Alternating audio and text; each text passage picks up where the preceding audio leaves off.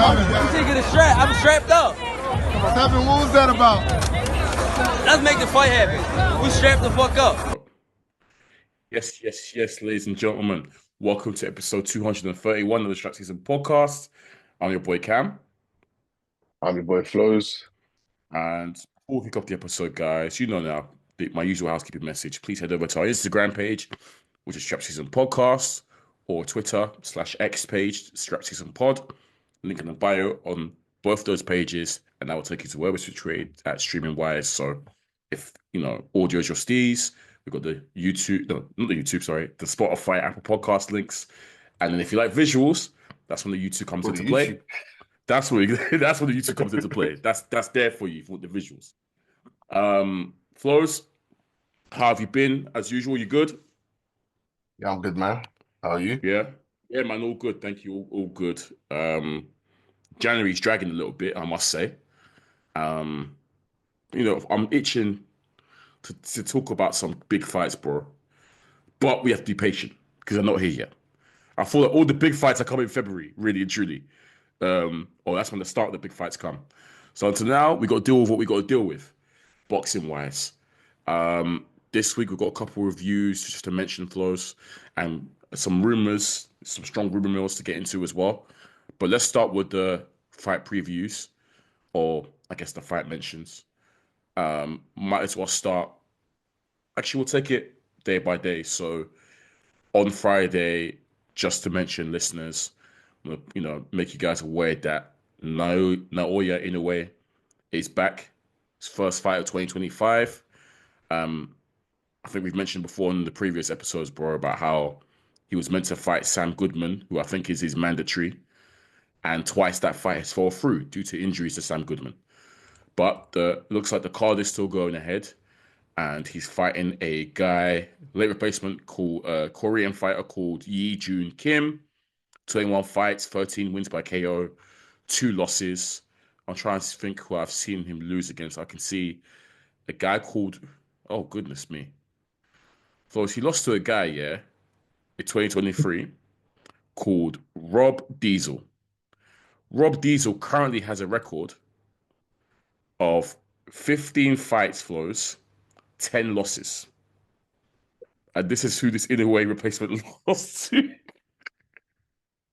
Damn. That must have been a crazy upset.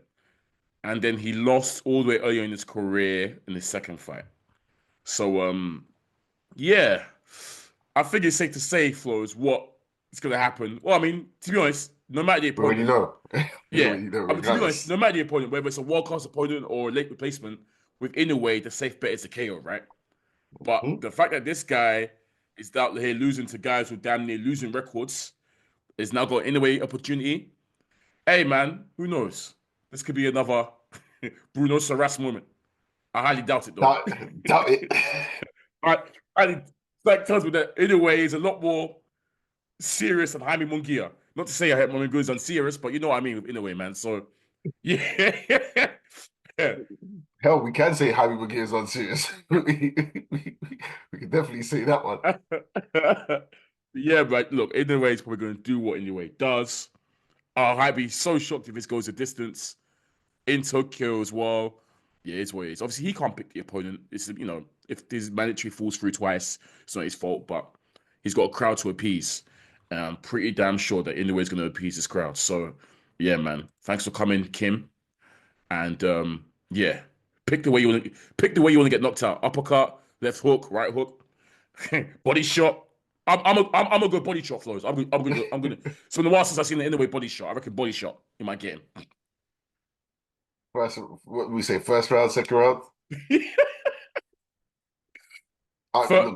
No more than 3. No, we can't go no more than 3. This is actually so rude. It is what it is. It's deep because I have no clue about this guy, but nah. I don't know if he's strong, quick, whatever. It don't matter. It don't matter. Early stoppage. Yeah, standard. But yeah, shout out to if you give a good account of yourself, Kim, your best bet is just go for it from the jump. You got nothing to lose. Try make a day for yourself. 3 belts on the line. You never know. Just go for it. But that's that. Moving swiftly on, bro. Saturday, two cards. We'll start with the card that's over at home. In Nottingham, we've got a matchroom card. Dalton Smith is putting his European and his WBC silver super lightweight titles on the line against a boxer called Ouizza. So that's going to be over in Nottingham, I believe. Walid is from France, 19 fights, 8 wins by KO, 2 losses. Yeah, man. Obviously, to be honest, to be fair to Dalton, I think he was meant to fight because you mentioned Flowz how he this sort of fights come up out of nowhere to like you didn't really realize this was on until this week. And I'm reading that Dalton was meant to get out and fight in September, but that fight got cancelled. I think the last time we saw him was his very impressive win against Jose Zepeda in March when he stopped Zepeda in Sheffield, if you remember. So this is his first fight since then. Dalton Smith is obviously he's highly touted. I think we rate him highly. We got him on our prospect list for a reason. Yeah, man, good fighter. I do like Dalton a lot, and I expect him to make a statement in this one as well, Flowz. You know, if you're stopping the likes of Zepeda, who's probably a level above this Ouizza guy, then I expect you to do the same to Ouizza and get him out of there. So I'm just trying to take a look, bro, in terms of if there's any opponents I recognize on Ouizza's resume. Not really, to be honest. No. Yeah, not many opponents I recognize. Pretty much all of his fights have been in France. Yeah. Yeah. So I expect Dalton to do the job here, to do the job, and get this guy out of there. I mean, I'd probably say Dalton is probably I think this possibly should be his last fight at European level. To be honest, I think he can move up and step up in competition again. Personally, but then again, how many fights in is he now? He's 16 fights in, I think, and he's not 16 fights in, and he's only 27, so he's still got room, I guess, to be held back a little bit. But no, I do believe in his potential. I think Dalton Smith is really good. Yeah, I know. I thought we hadn't seen him for a while because I know they were pushing for him via Adam Azim, Yes. and Adam Azim took a different rep. Hmm. Was it even ordered, or were they just trying to make it? I can't remember. I know they were trying to make it. I feel like it was ordered by the British Boxing Board of Control. I think it was, Yeah, Yeah, I feel like it at might have one been point it ordered. was, and then Yeah. they said I they're fighting think Eubank. Boxer went, yeah. Yeah, Ben Shalom went a different route, yeah. yeah. They agreed Eubank that didn't happen, but Azim's been active, I think. Anyway, we've seen Mm. Azim more frequently than Dalton. But yeah, look, this is damn near a comeback fight at this point for Dalton Yeah, Smith. He hasn't fought yeah. since Since early March last last year. year, Mhm. March last year. So yeah, I don't know if it's a keep busy fight. This guy's record don't seem too bad, but it seems like he's fought at a higher level than wherever he's fighting at this point. So Yeah. yeah, go out there, get a win, shake off any cobwebs, Mhm. and try activity is the key at this point. Activity. Yeah, for sure. Absolutely. On the undercard as well, you've got Ellie Scott needs to defend her titles, bro, against Mia Motu. Motu's undefeated from what I can see, 20 fights, 8 wins by KO, no losses. So that potentially could be. I'm not too familiar with Motu. She's from New Zealand. But yeah, that could potentially be a barnstormer. Well, it probably would be a barnstormer. It's women's boxing. But yeah, again, coming across from New Zealand, Australia, I don't really recognize many people on her resume. But undefeated, we've seen these undefeated Kiwis and Australians sort of come and, show something. So we know boxing's on the rise there. So that should be a really good fight, bro. Also, we've got Harry Scarf versus Conor Walker, and then Hamza Dean, Ibrahim Suleiman, and Nico Lavers. They all have TBC next to them in terms of opponents. So the undercard's not full yet. But yeah, those guys are also in action. Sticking with both, I guess, Matchroom Bro and guys that we have on our prospect list, Diego Pacheco. Very exciting. What super middleweight, isn't it? Yeah, we're very exciting super middleweight that we're quite keen on. We've said before, he's someone that he's got a lot of size for that super middleweight division. 22 fights, undefeated, 18 wins by KO. We saw him last year in August, remember, Flowz, against Sulecki. We stopped him in 6. Nice KO there. So he is fighting a guy called Steven Nelson, and that will be for the WBC USA super middleweight title. Now, I'm not too familiar with Steven Nelson, bro, but I can see that he's also undefeated, 20 wins, 16 by KO. So this could also be a bombs How old is away he? kind of, yeah. Oh, 35, bro, 35. So yeah, I've never really, have you come across him before? Nah, Yeah, 35. 35. So who's he for? No, sorry, even 36. 36. I can see, let me see. DeAndre Ware, that rings a bell. James Ballard. Okay. The guy he beat in his last fight was a guy called Marcos Rodriguez, who at the time was undefeated as well, also 35, and he stopped him. But again, this guy, Marco Rodriguez, I don't recognize many people in his resume, but yeah. Um, when you see looking at Steven Nelson's page, when you see a whole bunch of like with no page Wikipedia opponents, that's how Yeah, you kind of know the level. But I'm looking at boxers to try interesting. and see the resume. I mean, the records of his past opponents. Yeah, no one is really sticking out, to be honest. One or two undefeated fighters is beaten, but yeah, it's a lot of journeymen and guys he should be beating, I suppose. So yeah, never come across this guy before, bro. 5'10", it's from Omaha. But yeah, he has he has the potential to make a name for himself. So someone's always got to go. So obviously rooting for Pacheco, expect him to win, but that's purely because I don't really know what this Nelson guy's going to bring. Um, Yeah, but I suspect Pacheco should be able to come through this, and it'll probably be a KO performance again. Yeah, but Pacheco is someone definitely to pay attention to, listeners. Like I said, we've earmarked him as someone that we think could potentially go far in that super middleweight division. He's sort of next up. So yeah, it could be a very good fight.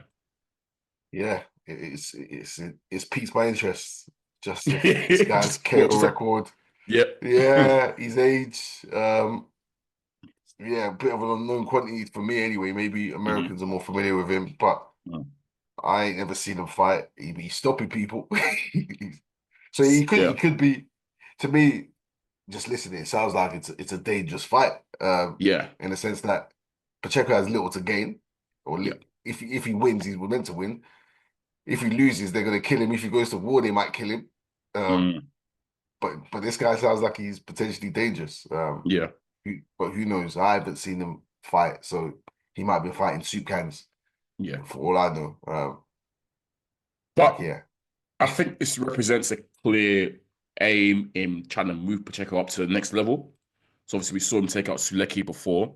I mean, mm, Sulecki's no world beater, but we said before, yeah, Sulecki is someone that is a good opponent. We've seen him fight yeah, before. We've seen him fight well against good opposition. Was it Triple G performance that you was you was singing his praises? yeah. I think uh, he done well against Triple G. yeah, yeah, Got stops, but yeah, I think he done okay. yeah. Um, so yeah. No, it wasn't Triple G. No, we've seen him fight. We're Well, thinking that's so about about. We're that's thinking Zaramel. so about That's so about. Zaramel. Yeah. So Lecky's the guy that we fought. So Danny Jacobs, Demetrius Andrade, and Pacheco. So he's lost to Yeah, those yeah, guys. yeah, yeah, Yeah. yeah, yeah. Yes, Um. so about. So yeah, yeah. But yeah. So Lecky is like I said, we've seen him before. We know what he brings. Mm, Decent fighter in his own right. So I guess to go from Pacheco, I mean from Selecki to maybe this guy who potentially could be banana skin, they're looking to move him up now through the ranks with a high level of opposition, which is good. It's what they should be doing. He's 22 fights in now, I think. So yeah, it's about time for him to start moving. But we still got to remember that Pacheco himself, bro, is still mad young. He's still only 23. yeah, yeah, yeah. And that's Still part of mad my young. worry. This guy's is a fully grown man's strength. Yeah. Yeah. Check still, but yeah, it's piqued my interest. We'll see. Mm. Mm. Yeah. But bro, like I said, not much going on. That is really it for the week in terms of what potential. I mean, the previews in terms of the fights that we've got coming up. Let's go to the rumor mill because we have been seeing some rumors. Now we know that Mr.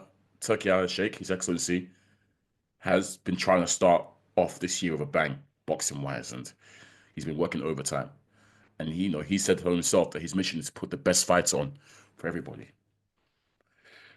That being said, bro, from what we're seeing rumor-wise, it's two of the fights that I don't want to see that appear to be going down, unfortunately. And let's be honest, bro, we are going to be in the minority here when it comes to both these fights. Because based on the announcements and the reactions, everyone is happy. Everyone wants to see it. And what I'm talking about, listeners, is, well, apparently Canelo versus Crawford is pretty much almost a done deal. It seems to be very close to being happening and being signed off. Last I heard of it, yeah, it was close. I don't know if you've seen any updates since then, bro, but I heard it's very close. And then also, what basically is a done deal that we have seen, and both parties, I think, have confirmed that they've signed, Canelo&Benn versus Chris Eubank Jr. seems to be on. Again, these fights will, I'm sure, do very well and capture the public and whatnot. But we've been vocal about these two fights for a minute now, bro, haven't we? And we said that we don't like them. We just don't like them. Start on Canelo Crawford. I think our main reasons were the fact that it's just the fact that given these two are like 2 weight classes apart, those are the type of fights we don't like. They're just not close in weight, and they have enough to be getting on with in their own weight classes than fighting each other. I understand why there is clamor for this fight. They're considered two of the best boxers in the world, and Crawford wants it. Canelo has said he's happy to fight him as well. They're seen as two of the best. It just, for me, the weight class issue doesn't really make sense. Crawford's probably gonna have to go up to meet him at 168. That's what they're saying. Yeah, and it's just, I'm just not a fan. One weight class apart, I can live with it. Two, I've always said it's just too much. It's just too much. I've never been a fan of a 2 weight class jump. I'll be so real. I've seen it as more than a 2 weight class jump. I'll be real. I've seen Crawford is still 147. Really, he's had one fight at 154, right? Is it one fight? One fight. So, yes. Yeah, that's it. He's had one fight at 154, and now he's basically, for me, he's going up from 147 to 168. That's what I'm seeing. That's what I'm seeing. Like, I thought maybe they'd meet in the middle, a young 160, maybe. Which Canelo really can do, let's be real. Yeah, look, optics-wise, we've said this a number of times. Yes. Crawford has the size and reach of Canelo, most likely. Yep. Yep. And if you want to look at history, Canelo has competed at 147 early in his career, and way back when. But then at the same time, Crawford was at 135 at one point. Yeah. Mm-hmm. So even then, there's always been a huge gap between them in terms of weight classes. So yeah, I don't like it, but I prefer it. I understand it in the sense that it captures casual attention massively. These are two of the biggest names in the US casual, I would say. The US casual definitely captures their attention, and it makes bread for them, man. Crawford deserves bread. It's why I'm on. Yeah, I was going to say thank you, especially for Crawford, which I'm very happy for the payday, because we know his story, and he's quick to say how they all tried to shut him out, they all tried to stop him from getting to the money. But the PBC lot as well. Crawford's been very vocal about how you lot tried to cut me out of deals, tried to stop me from getting to the bread. Now I'm here. Say something. So I understand Crawford's mentality now, actually, to be honest, it's probably just these legacy fights and money-making fights, which I fully get, because he was out in the cold for so long, struggling with Top Rank. But, yeah, like I said, Flo, remember, he was promised a Pacquiao fight for time. That's why I say Bob Arum. Yep. That's the only reason why. He was with Top Rank for the Manny Pacquiao fight. Yeah. Never materialized. Never. So he does deserve his bread. Yeah. I don't know, man. The fight just doesn't have the same integrity based on the fact that they're so far apart naturally in the ring in terms of weight classes and whatnot. And it makes me think that we might not see one of them at their best due to the weight. Well, actually, not Canelo. Crawford, due to the weight. And I wouldn't want to see him lose at the result of because he's had to jump so far up in weight. But I personally wouldn't like that. So, and obviously I've got PTSD when I've seen, other fighters go up 2 weight classes and get injured. And you know what, I'm talking Kell Brook here, who at the time for me was the best 147 pounder in the world. And since Golovkin smashed his eye, he was never the same. Let's be real, never the same again. So, I kind of got PTSD with that. And yeah, that's not the reason I want to see Crawford lose his L. I want him to lose to a superior fighter who's in his weight class. You know what I mean? Not him jumping up and credit to trying to be great, but sometimes these hurdles are too much. Because even when I was vocal about we didn't want to see Canelo go up 1 weight class to fight with Bivol. Yeah. It happened, and he lost.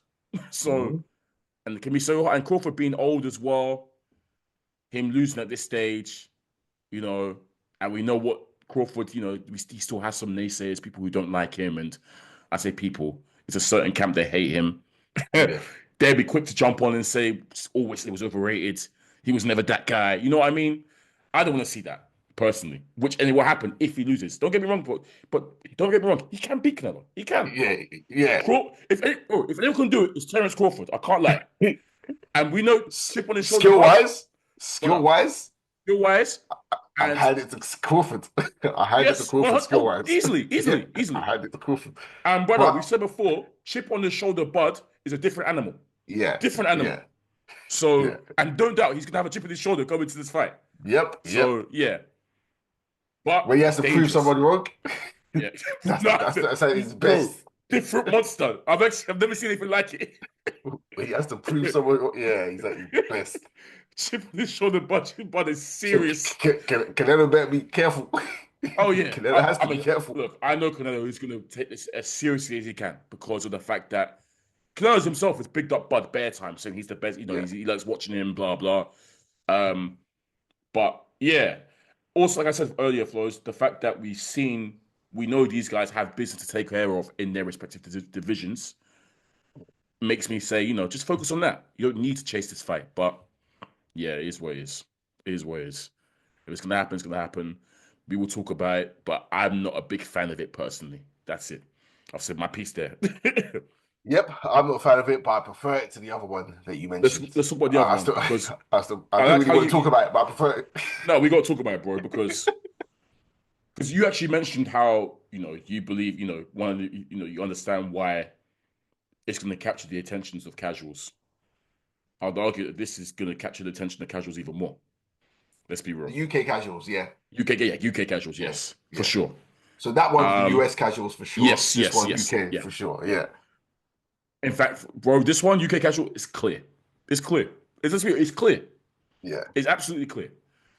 And purely because of the 2 characters involved. Let's be real. It's because I'm actually buying the whole, the beef goes on, Ben versus you. I'm not buying that. Because when the fight was first made back then, before, Ben piss hot. Yeah. They tried to market it as, the legacy lives on kind of thing. I'm not buying that. We don't care about that. No one cares about that. Let's be real. Yeah, that's gone. It's the fact that's gone. That's out the window. And we said that's all fake anyways, because it's not not really their beef to inherit. But the fact of the 2 characters involved, the way they are, and the way the casuals have taken to these 2 characters, like Marmite. Yeah. That's why people are now invested. Because in general, they want to see somebody get banged up. Let's be real. Want to see both of them get banged up. That's it. So you're going to have guys tuning in rooting for Ben because it's like, I can't wait to see Eubank get humbled. And there's going to be man rooting for Eubank because they're saying, Ben, I'm sick of him. All he does is, go around angry. But really and truly, bro, again, similar reasons to Crawford and Canelo. The weight difference, again, It's 2 weight classes again. Ben's gonna have to move up to 160. But even more so, at least Crawford and Canelo, they've achieved stuff in their career, right, bro? So I can actually, I'm going there. Yeah, it's true. Crawford and Canelo have actually achieved something. So if they want this fat cash out fight, fair enough. Yeah. Like, even though I don't like it, I can actually say, you know what? Cool.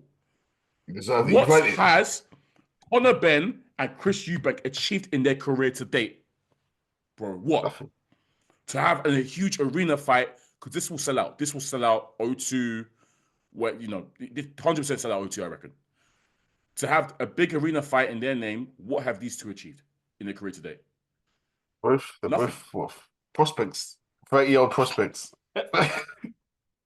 How can you call Chris Eubank Jr. a prospect? That's what they are. How old is Eubank Jr. now? 35? 30 something. Let me check now. Over 33. Well, I'm 30. I was up 35. He's 35. 35. How old is Ben? Ben is. I don't think Ben's 30 yet though. It's getting close to it. Let me see. Oh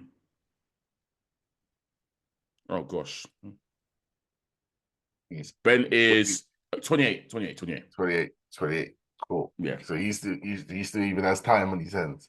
But Chris Eubank is 35 and has only fought for a world title once. I will keep saying this once in his entire career. Has actually turned down world title opportunities so he can apparently have these big fights. I guess he's got his wish, bro. This is a big fight because it's going to do well. It's going to smash pay-per-views. It's going to sell well. Ben is still a welterweight prospect at 28, as you said. Still hasn't even got close to fight. He hasn't even fought for I don't think he's even fought for a minor title, has he? Like he hasn't even fought British level. He hasn't even done the British route. He hasn't. He legit hasn't got the. He's only done the WBA Continental, Continental. That's it. Title. That's all he's won. That's what he's fought for. Yeah. He's contemporaries. He didn't want to fight them. He skipped them and I don't. To be fair to him, he's fought a few washed up US guys who have fought at world level. Yeah, true. Yeah, and the route we wanted him to go down the tank route, the Latino route. He didn't do it. He didn't do that. He should have ran to that ASAP, but he didn't. Look, whatever they're fighting. You could argue maybe it was destined that they were eventually going to run this, but even we've seen both their careers from the beginning. We've seen Eubank and Ben's career, and even then they kind of dismissed it because they were different weight classes. It wasn't really entertained early on. Yeah, and how they've run to it now, which is strange, but oh well, they're gonna get to the money, and it's even built up more because of him pissing hot and whatnot, and Ben hasn't fought since last year February. By the time this fight happens, it'll be over a year out. Crazy. Yeah. Crazy. Oh, well, I don't really care for them, man. Yeah, man. I was just, like, we'll preview it when the time comes, I guess. But yeah, I'll watch it. I'll watch it. Don't get me wrong, because I need to see whoever loses. That's it. I'll bet killing whoever loses. I'll watch it. Boy, if a certain guy loses, he has to retire. I'm sorry, he has to go. Because I can actually give leeway for someone else losing. But this is what I'm talking about. If this guy loses, he has to go. He has to retire. I don't want to see him ever again. Again. Yep. It's actually so shameful if he loses this. He actually can't. He's actually not allowed to lose this. It's crazy if he does. Yeah. Boy. Ben can lose, but he's 28. He's fine. Yeah. Nah. But Yeah, nah. It's actually unforgivable if he loses this fight. Shameful. Yeah. But yeah, I've heard it's a two-way rematch clause if whoever loses. So gosh, come on, man. I've heard that. Hey, you know what, Eddie? Well done. You got this is gonna make bad money for match three. Because the build-up alone, we know the build-up alone is gonna be insane. Yeah. That's pulling all the casual fans in. Yeah, for sure. It's a fact. Great money grab. Great money grab. We don't like it though. We said that on this pod. We don't like this fight at all. But yeah, like I said, I repeat, what has Canelo&Benn and Eubank Jr. done in their career so far to deserve this fight of this magnitude. Catch up. Yeah, Boy. fair play. Game's the game. Yes. Hey, man, word. The game is the game. Hey, let's leave it there, bro, man. Let's leave it there. This has been episode 231, SZN Podcast. Once again, I'm your boy Kam. I'm your boy Flowz. And as always, guys, you know where to find us. Peace. I'm taking a strap. I'm strapped up. What was that about? Let's make the fight happen. We strapped the fuck up.